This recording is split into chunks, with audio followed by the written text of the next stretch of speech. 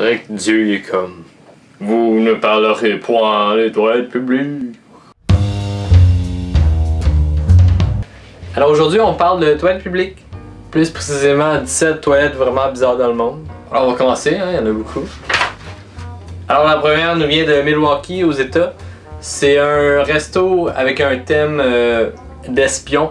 Pour te rendre aux toilettes, faut que tu trouves le bon chemin dans le labyrinthe.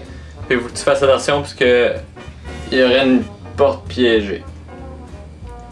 Alors la prochaine nous vient de Chine. C'est la toilette publique la plus grande au monde, qui comporte 4 étages et 1000 toilettes avec un style égyptien. Les urinoirs ils sont sculptés. Et dans cette chambre de bain, il y a aussi des TV, de la musique pour faire ce qu'on a à faire. Numéro 15. C'est une toilette sous forme de style de couteau suisse. Il y a plein de compartiments. Là, c'est comme une grosse affaire avec la toilette dans le fond. Puis ce truc-là comporte la toilette, le lavabo, de l'espace de rangement. Il y a aussi 2 douches. Puis c'est tout amovible. Ils appellent ça le Vertebrae Vertical Bathroom. Alors, à numéro 14, le International Space Station Toilet. Comme le nom le dit, c'est dans une ferme. Cette toilette est conçue pour fonctionner dans la non-gravité, alors il n'y a pas d'eau. Il y a seulement des tuyaux et de l'air et de la succion. À Beijing, en Chine, ils ont fait des toilettes publiques dans la rue qui sont par balle. Ils sont anti-balles. Chaque toilette coûte environ 100 000 piastres et peut même survivre à une explosion d'une TNT qui est à l'intérieur. Ils ont décidé de faire ça après les attentats du 11 septembre, puis ils ont capoté un peu, mais voilà. Numéro 12, en Arizona, sur le lac Powell, il y aurait une toilette publique flottable qui se promène sur le lac pour aller faire leurs besoins sans avoir à évacuer dans l'eau. Numéro 11 est du Japon. C'est une toilette entièrement pour les femmes, seulement les femmes. Les murs, c'est un aquarium. Dans le fond, t'es assis, puis il y a des poissons qui se promènent, puis t'es dans l'eau quasiment. Oui, alors chaque toilette coûte environ 270 000 piastres. Et son but, c'est de donner le feeling de quand tu te relâches dans l'eau. Toilette publique, c'est malaisant. Pourtant, tout le monde fait la même affaire. À peu près. C'est quand même malaisant. Bon, on va continuer dans le malaise. Alors la 10e nous vient encore de Milwaukee aux États-Unis.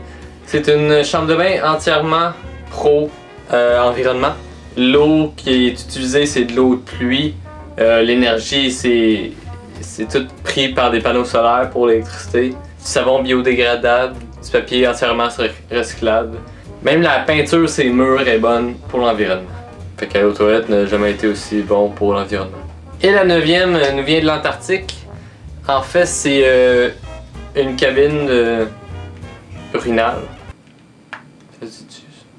En plein milieu de nulle part, qui a été fait à 350 mètres du pôle sud.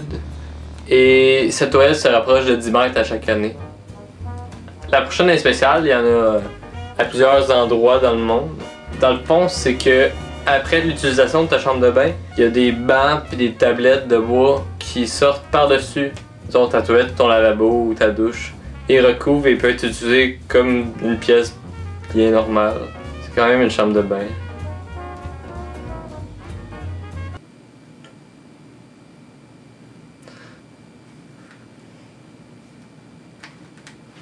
Et oui, dans la liste, il y a encore une autre toilette de l'Antarctique. Je te disais qu'en Antarctique, pour faire pipi, tu te promenais avec des bouteilles que tu vidais ça dedans et que tu vidais dans un autre gros compartiment à certaines places. Sauf que en Antarctique, il y a une toilette spécifique juste pour les numéros 2.